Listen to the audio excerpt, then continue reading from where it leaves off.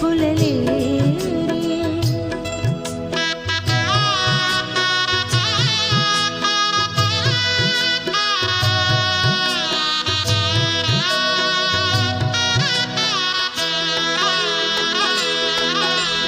झुळूक वाऱ्याची आली रे लिहून कोवळी सोन फुले साजण स्पर्शाची जाणी